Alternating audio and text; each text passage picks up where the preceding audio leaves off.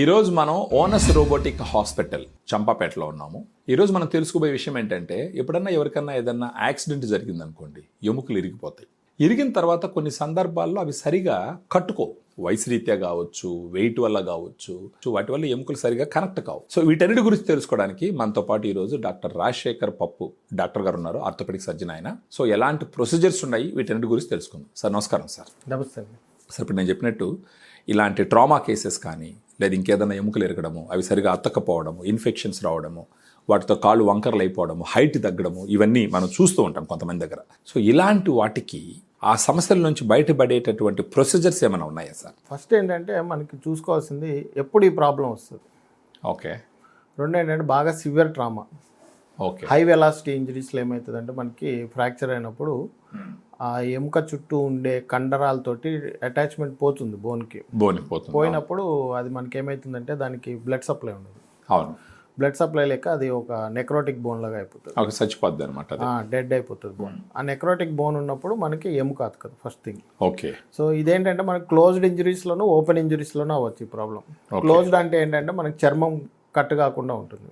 Okay. Open అంటే ఏంటంటే open అయిపోయి దగ్గర చర్మం కట్ అయిపోయి బోన్ బయటకు వచ్చి కనపడిపోతుంటుంది. సో ఈ బోన్ డిఫెక్ట్ మీరు అన్నారు కదా, ఇప్పుడు ఆ బోన్ డిఫెక్ట్ అనేది ఏంటంటే రెండు రకాలు ఉంటుంది. ఓకే. ఒకటి ఏంటంటే ఇన్ఫెక్టెడ్ బోన్ లాస్ అంటాం, బోన్కి ఇన్ఫెక్షన్ వచ్చి ఆ బోన్ అంతా తీసేయాల్సి వస్తుంది. ఓకే. రెండోది ఏంటంటే ట్రామాటిక్ బోన్ లాస్, అంటే యాక్సిడెంట్ లేదు ఇరిగిపోవడం. ఇరిగినప్పుడు చర్మం ఓపెన్ ఉంటుంది కదా, ఆ మొక్కలు అటు ఇటు పడిపోతాయి అనమాట. సో మనకు ఒక్కోసారి దొరకవు, ఒక్కోసారి దొరికితే తీసుకొని వస్తారు, కానీ వాటిని పెట్టడం వల్ల మళ్ళీ ఇన్ఫెక్షన్ వచ్చే ఛాన్స్ ఎక్కువ ఉంటుంది కాబట్టి మేము పెట్టాం అనమాట. ఓకే. ఒకవేళ స్కిన్లోంచి బయటకు వస్తుంది, ఓకే, ఒక్కోసారి బోన్ ఇట్లా పొడుచుకొని బయటకు కనిపిస్తుంది. బయటకు వచ్చినప్పుడు అది ఎక్కువసేపు అలా బయట ఉంటే కూడా ఇన్ఫెక్షన్ ఎక్కువ వచ్చే ఛాన్స్ ఉంటాయి. సో అందుకని చెప్పేసి ఏంటంటే ఎక్కడ ఫస్ట్ ఎయిడ్ సెంటర్కి వెళ్ళినా కూడా ఫస్ట్ కాలు ట్రాక్షన్ ఇచ్చి దాని లోపల పెట్టేసేయాలి. ఓకే. ఇమీడియట్గా లోపల పెట్టేస్తే కొంచెం సేఫ్ సైడ్ ఉంటాం మనం. ఓకే. అలా కాకుండా మనకి ఇంకా ఈ క్లోజ్డ్ ఫ్రాక్చర్స్లో ఏంటంటే మనకి ఏమవుతుందంటే ఎముక యాక్సిడెంట్ అయినప్పుడు చాలా చిన్న చిన్న ముక్కలు అయిపోతుంది. ఓకే. సో అవన్నీ ఒక్కోసారి ఏమవుతాయంటే అన్నిటికీ సాఫ్ట్ టిష్యూ ఉండదు. Okay sir. సో అవన్నీ కూడా ఏంటంటే డెడ్ బోన్స్ లాగా ఉంటాయి మధ్యలో, అక్కడే ఉండిపోతాయి. ఆ డెడ్ బోన్ ఉన్న చోట ఏంటంటే అది అతకదు. అవును. It will be hindrance for union అనమాట. ఓకే. అడ్డుపడుతూ ఉంటుంది. సో వాటిలో అప్పుడు తొలగించాలి, వాటిని తీసేయాలి. సో ఒకవేళ వాటికి మనకి ఏమైనా మధ్యలో ఏమైనా సాఫ్ట్ టిష్యూ అటాచ్మెంట్ పీస్ ఉంటే బ్రిడ్జింగ్ క్యాలస్ ఫామ్ అయ్యి హీల్ అయిపోయే ఛాన్సెస్ ఉంటాయి. బట్ మొత్తం టోటల్గా బోన్ ఆ ఏరియాలో మజిల్కి సంబంధం లేకుండా సపరేట్ అయిపోయిన మా బోన్స్ ఎప్పుడైనా ప్రాబ్లమే అంటారు. ప్రాబ్లమే, ఎస్. సో అట్లాంటి బోన్స్ పెట్టచ్చు, బట్ పెట్టాలి అంటే దానికి ఒక పద్ధతి ఉంటుంది. ఆ పద్ధతిలో పెట్టి చేస్తే అవి ఇన్కార్పొరేట్ అయ్యే ఛాన్సెస్ ఉంటాయి, లేదంటే సెట్ కాదు అది. సో వీటిలో ఏంటంటే ఒకసారి ఇన్ఫెక్షన్స్ వస్తే దాంట్లో ప్రాబ్లం అవుతుంది. మన సమస్య ఎప్పుడు వస్తుందంటే ఎలా వచ్చినా అతికినప్పుడు ప్రాబ్లం ఉంటుంది. ఓకే. ఇన్ఫెక్షన్స్ వచ్చినాయంటే ప్రాబ్లం. ఇన్ఫెక్షన్ వచ్చినా లేకపోతే మనకి అతకూడదు, ఒక్కోసారి ఎముక అతకనప్పుడు ఏమవుతుందంటే బ్లడ్ సప్లై రాక, లేదంటే పొజిషన్ సరిగ్గా పెట్టక, తర్వాత దాన్ని మ్యానిపులేట్ చేయడము, ఓకే, దానివల్ల బ్లడ్ సప్లై పోయి మనకి రాదనమాట, ఎముక అతకదు. ఎముక అతకినప్పుడు కాలు పొట్టిగా అయిపోతుంది, ఒక్కోసారి వంకర అవుతుంది, లోపల ఇంప్లాంట్ ఫెయిల్ అయిపోతుంది. నాణ్యతలోకి ఎప్పుడు వెళ్తుంది మనకు, ఒక్కోసారి సర్జరీ చేస్తాము, పేషెంట్కి నడవద్దని చెప్తాం, కానీ వాళ్ళు నడిచేస్తారు. నడిచినప్పుడు ఏమవుతుందంటే బోన్ ప్లేట్ ఇరిగిపోయి మళ్ళీ ఫ్రాక్చర్ అవుతుంది అనమాట. ఓకే. సో అట్లాంటి వాటిలో రిస్క్ ఆఫ్ ఇన్ఫెక్షన్ ఎక్కువ ఉంటుంది, నాన్ యూనియన్ కూడా ఎక్కువ ఉంటుంది. ఎందుకంటే సెకండ్ టైం సర్జరీ కదా, మళ్ళీ అది మేజర్ సర్జరీ అవుతుంది. సో దానివల్ల ప్రాబ్లమ్స్ వస్తాయి మనకి. సో ఇలాంటి దగ్గర ఉన్న ప్రొసీజర్స్ ఏంటి సార్ బేసిక్గా? ఇప్పుడు మనకి ప్రొసీజర్స్కి వస్తే ఏంటంటే కొన్ని మనకి ఇప్పుడు అంతా కూడా everything depends on size of the bone defect. Okay. ఇప్పుడు కొంతమందికి 20 సెంటీమీటర్ డిఫెక్ట్ కూడా ఉంటుంది. ఓకే. కొంతమందికి 2 సెంటీమీటర్ డిఫెక్టే ఉంటుంది. 2 సెంటీమీటర్ ఏంటంటే మనము ఇలియాక్ క్రెస్ట్ గ్రాఫ్ట్ తీస్తాం. ఇప్పుడు మనం నడుము దగ్గర ఎముకుంటుంది, ఓకే, అది రిజర్వ్ బోన్ అనమాట. ఓకే. దాన్ని తీసి పెడతాం. ఓకే. ఒక్కోసారి ఏంటంటే మన దగ్గరకు వచ్చేసరికి చాలా మందికి వాళ్ళు ఆల్రెడీ 3-4 టైమ్స్ ఆపరేట్ అయిపోయి ఉంటారు. ఓకే. మనం బోన్ తీయడానికి కూడా బోన్ ఎక్కడ ఉండదు పెట్టడానికి. ఓకే. కొంతమందికి ఫిబులా అని బోన్ ఉంటుంది మనకి టిబియా పక్కన, ఆ చిన్న బోన్ తీసి పెడతారు. ఓకే. మనకి ఆ బోన్ కూడా ఉండదు పెట్టడానికి, ఎందుకంటే వాళ్ళకి మల్టిపుల్ సర్జరీస్ అయితే అన్ని రిజర్వ్స్ వాడేస్తారు. సో మన దగ్గర ఇంకేం ఉండదు ఆప్షన్. బోన్ డిఫెక్ట్ ఉంది, డిఫెక్ట్ ఫిల్ చేయాలి. అప్పుడేం చేయాలి సార్? దానికి ఉన్న ఆప్షన్ ఒకటి ఇలిజారో సర్జరీ అని చేస్తాం అన్నమాట. ఓకే. ఇలిజారో సర్జరీ అని చేస్తే దానికి మనం ఏంటంటే పైన బోన్ బ్రేక్ చేస్తాము మళ్ళా. అంటే ఇప్పుడు సపోజ్ ఇంత ఉంది బోను, డిఫెక్ట్ ఎంత ఉంది, సో ఆ చిన్న బోన్ ముక్కను ఏం చేస్తాం అంటే అది బ్రేక్ చేస్తాం. బ్రేక్ చేసి దానికి డిస్ట్రాక్టర్స్ కనెక్ట్ చేస్తాం, రింగ్స్. పట్ట ఇనువులతో లాగా చేస్తుంటారు అట్లనే బయట నుంచి రింగ్స్ వేసి దాన్ని డిస్ట్రాక్ట్స్ కనెక్ట్ చేసి దాన్ని డైలీ 1 mm పెంచుతూ పోతారు. పెంచుతూ పోతాం. అప్పుడు బోన్ ఎక్స్పాండ్ అవుతుంది సార్. ఈ గ్యాప్లో బోన్ ఫిల్ అవుతూ ఉంటుంది. అచ్చా. ఈ గ్యాప్లో ఫిల్ అవుతూ ఉంటుంది. ఈ కింద ఉన్న డిఫెక్ట్ ఫిల్ అవుతూ ఉంటుంది. ఈ కిందకి జరిగే బోన్ తోటి కింద డిఫెక్ట్ ఫిల్ అవుతుంది. ఓకే. ఆ పైన ఉన్న గ్యాప్లో కొత్త బోన్ ఫామ్ అవుతూ ఉంటుంది. ఓకే. సో ఈ బోన్ వచ్చిన తర్వాత కింద ఉన్న బోన్కి మనం కాంటాక్ట్ అయినప్పుడు దాన్ని కంప్రెస్ చేస్తాం అన్నమాట. ఓకే. అప్పుడు కలిసిపోద్ది. సో దీంట్లో 2 ప్రాబ్లమ్స్ ఉంటాయి మనకి. ఒకటేంటంటే ఇప్పుడు ఈ డిస్ట్రాక్షన్ సరిగ్గా చేయకపోతే అక్కడ గ్యాప్లో బోన్ ఫిల్ సరిగ్గా కాదు. ఓకే. రెండోది ఏంటంటే ఇన్ఫెక్షన్ మనం క్లియర్ చేయలేదనుకోండి, ఈ 2 బోన్స్ డాకింగ్ అయిన తర్వాత మళ్ళీ హీల్ కావన్నమాట. ఇన్ఫెక్షన్ ఉండిందంటే ఇన్ఫెక్షన్ ఉంది. సో ఫస్ట్ థింగ్ ఏంటంటే ఇన్ఫెక్షన్ క్లియర్ అవుట్ చేయాలి. ఓకే. ఇన్ఫెక్షన్ క్లియర్ అవుట్ చేయడం అనేది చాలా డిఫికల్ట్ ఇష్యూ. ఎందుకంటే ఇప్పుడు మనకు వచ్చే అన్నీ కూడా బ్యాక్టీరియాస్ అన్ని కూడా multi drug resistant. Correct. Left and right antibiotics వాడటం వల్ల ఇప్పుడు నేను ఆల్రెడీ వాళ్ళ లైఫ్ లో ఎప్పటి నుంచి వాడు ఉంటారు. సో ఇప్పుడు నేను అంటే అట్లానే కాదు. సో బగ్స్ ఏంటంటే ఒకరి నుంచి ఒకరికి రెసిస్టెన్స్ స్ప్రెడ్ అవుతూ డెవలప్ ఉంటాయి. చేసుకుంటాయి. సో బగ్ ఒకరి నుంచి ఒకరికి ట్రాన్స్ఫర్ అవుతూ ఉంటుంది. సో అది రెసిస్టెన్స్ అనేది కూడా ట్రాన్స్ఫర్ అవుతూ ఉంటుంది. అవును. ఇప్పుడు నేను 5 years 4 years బ్యాక్ వాడిన antibiotics they are resistant today. Unfortunate. అవును. సో ఇప్పుడు మనం ఏదైనా కల్చర్ పంపిస్తే వీళ్ళకి ఏంటంటే ఆల్రెడీ కల్చర్ చేసిన తర్వాత మనం యాంటీబయాటిక్ ఇస్తాం. Okay. So and we give a gap. ఎందుకంటే don't want to take chance కాబట్టి. ఎందుకంటే ఇప్పుడు నేను ఇచ్చే యాంటీబయాటిక్ పనిచేస్తున్నా లేదో తెలియదు. లేదంటే వాళ్ళ ప్రాబ్లం అవుతుంది. అంటే అది పని చేయకపోతే మొత్తం ప్రాబ్లం, మనీ వేస్ట్.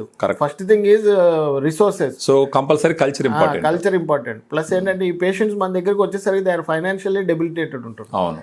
ఎందుకంటే వాళ్ళు ఆల్రెడీ 4-5 ప్రొసీజర్స్ అయితే అవును. డబ్బులన్నీ ఖర్చు పెట్టేసుకొని ఉంటారు. వాళ్ళ దగ్గర అంత డబ్బు ఉండదు. సో మనం ఏం చేసినా కూడా చూసుకొని జాగ్రత్తగా వాళ్ళకి ఫైనాన్షియల్ కేర్ఫుల్గా చేయాలి. అందుకని చెప్పేసి ఏం చేస్తా అంటే నేను 3-4 days 10 days యాంటీబయాటిక్ గ్యాప్ ఇస్తాను. ఓకే. గ్యాప్ ఇస్తే అన్ని యాంటీబయాటిక్స్ ఆపేస్తాం. ఓకే. ఆపేసిన తర్వాత కల్చర్ తీసుకుంటాను. అంటే అప్పటికి ఉన్నది కూడా యాంటీబయాటిక్స్ కంప్లీట్ గా రెసిడ్యూస్ లేకుండా పోతాయి. ఇప్పుడు ఏమైనా ఒక్కోసారి ఏంటంటే యాంటీబయాటిక్స్ వల్ల మనకి ఏంటంటే ఒక్కోసారి సప్రెషన్ ఉంటుంది. మైక్రో ఆర్గానిజం సప్రెషన్ ఒకసారి కల్చర్ రాకపోవచ్చు. అవును. సో మనం ఆపేసామనుకోండి గ్రోత్ వస్తుంది. 10 days లో మీరు ఆపేసినందువల్ల ఫర్దర్ గా ఇన్ఫెక్షన్ ఏదన్నా ఏముండదు. పెద్దగా ఏముండదు. సో కాబట్టి మనకు ఒకవేళ ఏమైనా వస్తే వెంటనే తీసుకొని డెబ్రేట్ చేసేస్తాం కదా. అదే. సో వాళ్ళు మన దగ్గరకు వచ్చేదే ఆల్రెడీ 4-5 సర్జరీస్ 3 surgeries చేయించుకొని వస్తారు. ఇప్పుడు నేను 10 days యాంటీబయాటిక్ ఇవ్వకపోతే వచ్చే నష్టం ఉండదు. దానివల్ల బెనిఫిట్ ఉంటుంది. మనకేంటంటే ఒకటి ఏంటంటే బగ్ ఐసోలేట్ అవుతుంది. అవును. బగ్ ఐడెంటిఫై చేయొచ్చు అన్నమాట. దానికి ఏ యాంటీబయాటిక్ పనిచేస్తుంది. సో చాలా మటుకు ఏంటంటే మనకి చాలా కాస్ట్లీ యాంటీబయాటిక్స్ వస్తాయి. హై అండ్ యాంటీబయాటిక్స్ అంటే ఛాన్స్ తీసుకోలేము కాబట్టి 10 days 1 lakh ఖర్చు అయిపోతుంది. అదే కోలిస్టిన్, అదే తర్వాత ఇమిపెనమ్, అదే టిజిసైక్లిన్. అట్లాంటి టిజిసైక్లిన్ ఒక్కొక్క వాయిల్ మనకి 3000 ఉంటుంది, 4000 ఉంటుంది ఒక్కొక్క 2 times 3 times తప్పదు ఇంకా. సో ఒక్కసారి ఏంటంటే నేను చేసే ప్రొసీజర్స్లో లోపల మెటల్ పెట్టం కాబట్టి ఇలిజర్వ్ చేస్తా కాబట్టి I try to avoid antibiotic. Okay. ఎందుకంటే మనకి అవాయిడ్ చేస్తే ఒకసారి మొత్తం డిబ్రైడ్ చేసి మంచిగా చేస్తే క్లియర్ అయిపోతుంది. కానీ కొంతమందిలో ఎంతో కొంత ఇన్ఫెక్షన్ ఉంటే వాళ్ళకే పెడతాను అనమాట. అందరికీ పెట్టాను యాంటీబయాటిక్. పెట్టినా కూడా కొన్ని రోజుల్లో పెడతాను. సో దాంతో ఏమైతే మనం డిస్ట్రాక్ట్ చేసేటప్పుడు వాస్కులారిటీ పెరుగుతుంది కాల్కి. ఓకే.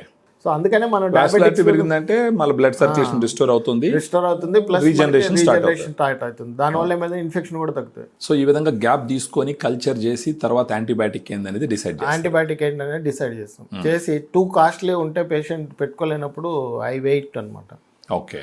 ఎందుకు అంటే ఇక ఇలిజారో చేస్తాను కదా, ఇలిజారో చేసినప్పుడు లోపల ఏమి ఉండదు మనకి. మెయిన్లీ లోపల మెటల్ ఉండటం వల్లే ప్రాబ్లం వస్తుంది ఒక్కోసారి మనకి. ఓకే. ఆ మెటల్ మీద బ్యాక్టీరియా రిసైడ్ అయ్యి అక్కడ ఒక ఫిల్మ్ కవర్ చేసుకుంటుంది అనమాట.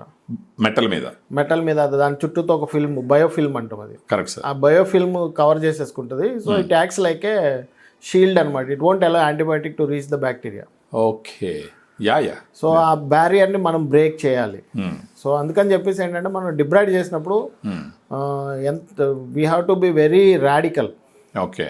అంటే ఎక్కడెక్కడ బోన్ డెడ్ అనిపిస్తో మొత్తం తీసేయాలి. బ్లీడింగ్ బోన్ వరకు బోన్ తీసేయాలి. ఒక్కోసారి నేను కొంచెం బోన్ ఎక్కువే తీస్తాను. ఎందుకంటే నేను ఎట్లాగో ఇలిజారో చేస్తాను కాబట్టి నాకు డిస్ట్రాక్ట్ చేసి గ్యాప్ ఫిల్ చేస్తాను కాబట్టి 1 centimeter తీయాల్సిన చోట 2 centimeter 3 centimeter కూడా తీసేస్తాను అనమాట. I don't want give any chance. ఒకసారి బ్లీడ్ అవుతుంది బట్ ఏంటంటే 360 degrees బ్లీడింగ్ ఉండదు ఒక్కోసారి. ఓకే. బోన్కి. సో ఒక్కోసారి సగమే ఉంటుంది. సో అట్లా ఉన్నప్పుడు ఏం చేస్తా అంటే బ్లడ్ సప్లై లేని చోట డ్రిల్ హోల్స్ చేస్తే బ్లడ్ సప్లై రిస్టోర్ అవుతుందండి ఆ పీసెస్కి. అట్లనే soft tissue, infected soft tissue మొత్తం కూడా క్లియర్ చేయాలి, స్లఫ్ అంతా. క్లియర్ చేసినాక అప్పుడు ఒకసారి మజిల్స్ కూడా డ్యామేజ్ అయిపోతాయి. అవును. చాలా మంది మజిల్స్ ఏముండదు, ట్రామా కాబట్టి.